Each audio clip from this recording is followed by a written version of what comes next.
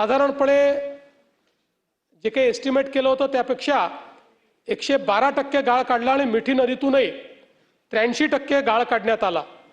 नाले सफाईमध्ये पूर्वी सातत्याने दरवर्षी घोटाळे व्हायचे। आपल्याला कल्पना आहे की मागे जेव्हा घोटाळा निघाला तर नाले सफाईमध्ये निघालेला गाळ हा ज्या वाहनातनं नेला त्या वाहनांच्या नंबर प्लेट तपासल्यानंतर काही स्कूटर निघाल्या, काही ऑटो रिक्षा निघाले, काही तर चांगल्या पद्धतीच्या कार निघाल्या आणि म्हणून आता नव्याने मागील वर्षापासनं एआयचा उपयोग करून फ्रॉड डिटेक्शनची व्यवस्था उभी केली आहे। त्याचा परिणाम असा झाला की यावेळेस 2025 साली क्लेम्स देताना जवळपास 12.5 कोटी रुपयाचा दंड हा कंत्राटदारांना झाला। 26 मध्ये 9.25 कोटीचा दंड हा कंत्राटदारांना झाला आणि आता अशा पद्धतीनं यामध्ये खोटे दावे करणं, खोटी माहिती देणं आणि बिलं काढणं हा प्रकार जवळपास या ठिकाणी बंद करण्यात आलाय। मुंबईमध्ये खरं म्हणजे ब्रिमस्टो ॲक्टचा जो आपण आराखडा तयार केला प्रभूसाहेब, आता मला देखील 25 वर्ष या सभागृहात झाले, तुम्ही महानगरपालिकेतही राहिले, पण 25 वर्ष आपण तोच एक आराखडा ऐकतोय आणि तो अजूनही पूर्ण झाला नाही। पण आता त्यातल्या मेजर गोष्टी या पुढच्या वर्ष 2 वर्षात पूर्ण करण्याचा आपला प्रयत्न आहे आणि त्यासोबत मुंबईकरता एकात्मिक पूर नियंत्रणाचा एक आराखडा 13,000 कोटी रुपयाचा आपण तयार केला आहे। हा आराखडा केंद्र सरकारला आपण सादर केलेला आहे। केंद्र सरकारच्या मान्यतेने या आराखड्याची अंमलबजावणी आपण सुरू करणार आहोत, ज्यामध्ये साधारणपणे शहरातले 370 हॉटस्पॉट आहेत हे त्या ठिकाणी संपतील आणि ते झाले तर मुंबईसारखा शहर की ज्या ठिकाणी मोठ्या प्रमाणात पाऊस आला आणि त्याचवेळी जर भरती आली तर भरती, कारण मुंबईचं पावसाचं पाणी समुद्रात न्यावं लागतं, भरती ते पाणी समुद्रात येऊ देत नाही आणि म्हणून या 370 हॉटस्पॉटवर 30 मिनिटात पाणी बाहेर कसं निघेल अशा पद्धतीनं हा 13,000 कोटीचा आराखडा तयार करण्यात आलेला आहे की ज्यामुळे निश्चितपणे पुढच्या काळामध्ये आपला प्रयत्न आहे की मुंबईला हे जी काही समस्या दरवर्षी भेडसावते त्यातनं मोठ्या प्रमाणात आपल्याला एक प्रकारे मुंबईकरांना सुटका करून देता येईल। या दरम्यान कनेक्टिंग लिंकचा विषय देखील मोठ्या प्रमाणात गाजला आणि मला तर कधी कधी आश्चर्य वाटतं, काही लोक तर असे आहेत की एखाद कोटी खोटारडे लोक मेल्यानंतर ते पैदा झाले असते आणि लाजही वाटत नाही खोटं बोलायला। कनेक्टिंग लिंक सुरू झाल्यानंतरही दुसऱ्या दिवशी टीव्हीवर येऊन खोटं बोलतात। एखाद कोटी, जयंतराव तुम्ही हसू नका, मी तुम्हाला नक्की सांगतो आपल्याकडे काही हे नाही आहे, पण 1 कोटी खोटारडे मेल्याशिवाय पैदाच नाही होऊ शकत। पण मी तुम्हाला सांगतो, एक लक्षात ठेवा, खरं म्हणजे कनेक्टिंग लिंकचं काय झालं तर आपण सगळ्यांनी बघितलं, खोटारडेपणा सगळा बाहेर आला, पण त्याच वेळी महायुती सरकारची हिम्मत होती म्हणून आम्ही कनेक्टिंग लिंक बांधून दाखवली। ज्यावेळी कोकण रेल्वे बांधायची वेळ आली त्यावेळी असंच लोक म्हणायचे ही रेल्वे चालू शकणार नाही, हे बांधू नका, इथे दरड कोसळते। पण मधु दंडवते नावाच्या एका व्यक्तीमध्ये हिम्मत होती, त्यांनी सांगितलं बांधणार आणि ती बांधली। बांधल्यानंतर जवळपास 15 वर्ष दरवर्षी दरड कोसळायची, पण त्या प्रत्येक वर्षी आपण शिकायचो आणि त्या ठिकाणी काही ना काही काम करायचो आणि ती दरड कोसळणं बंद करायचो। आज विचार करा, या भीतीने जर कोकण रेल्वे तयारच केली नसती तर काय अवस्था राहिली असती।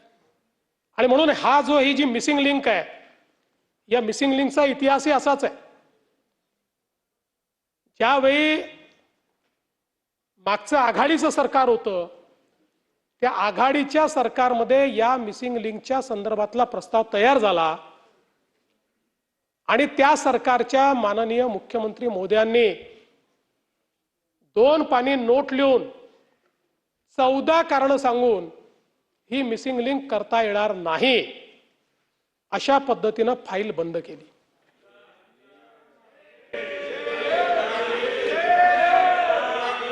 चौदा कारण दिले, 14। पण लक्षात ठेवा, गिरते हैं शेरे सवार ही मैदाने जंग में, गिरते हैं शेरे सवार ही मैदाने जंग में, वो तिफल क्या गिरे जो घुटनों के बल चले। आणि आम्ही निर्णय केला,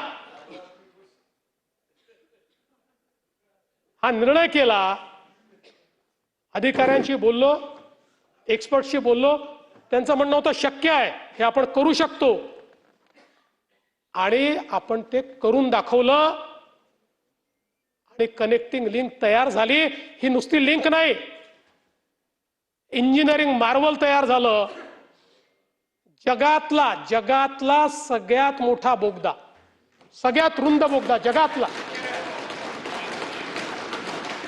आणि भारतातली सगळ्यात उंच वायाडक्ट, सगळ्यात उंच केबल स्टेट ब्रिज भारतातला, हा आपण त्या ठिकाणी तयार करून दाखवला, जिथे 170 किलोमीटर प्रति तासाचा वारा येतो, त्या ठिकाणी आपण ही मिसिंग लिंक तयार केली किंवा कनेक्टिंग लिंक तयार केली। आणि मला अतिशय त्या सगळ्या इंजिनियर्सचं, कॉन्ट्रॅक्टर्सचं, अधिकाऱ्यांचं कौतुक करायचं आहे की ज्यांनी हे इंजिनिअरिंग मार्वल तयार करून दाखवलं। आज त्या एका कनेक्टिंग लिंकमुळे संपूर्ण घाट सेक्शनचे ऍक्सिडेंट संपले, घाट सेक्शनचा ट्रॅफिक संपला, आणि आज आपण पाहू शकतो की घडलं काय, तर त्या ठिकाणी दरड वरून कोसळली, आणि वरून कोसळून जो पाण्याची कमान आहे त्या कमानीवर पडली, ती कमानीचा भाग तुटला आणि दरड खाली पडली, ती त्या ठिकाणी मलबा त्याचा तयार झाला। कुठेही केबल स्टेट ब्रिजला क्रॅक नाही, कुठल्याही बोगद्याला अडचण नाही। उलट लोकांनी तर सांगितलं की बोगद्यामध्ये इमर्जन्सीची बटन दाबल्याबरोबर 3 मिनिटांमध्ये क्रेन आमच्याकडे आली। अनेकांनी सांगितलं बोगदा होता म्हणून आम्हाला त्या ठिकाणी आम्ही वाचलो, पण लगेच पाणी पडतंय आणि असे व्हिज्युअल दाखवणं सुरू केलं की जसं काही कनेक्टिंग लिंकच तुटली। आणि काही लोक ज्यांना तोंडखुरी आहे, आमचा विदर्भातला शब्द आहे,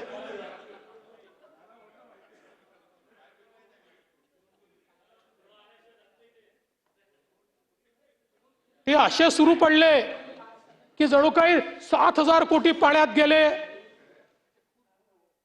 जयंतराव, 18 तासामध्ये ट्रॅफिक सुरू झाला, यांच्या थोबाडावर टिचून। आणि सवाल हा नाही आहे, अरे देवेंद्र फडणवीसला शिव्या द्या, त्याला सवय आहे, शिव्या प्रूफ आहे मी, कारण जीवनात एकच गोष्ट शिकलो, आजपासून 10 वर्षांनी हे शिव्या देणारे दिसणार नाही, पण ती कनेक्टिंग लिंक असेल आणि देवेंद्र फडणवीसचं आणि एकनाथ शिंदेचं नाव असेल। पण माझा आक्षेप या गोष्टीला आहे, मला बदनाम करा पण महाराष्ट्राला बदनाम करू नका।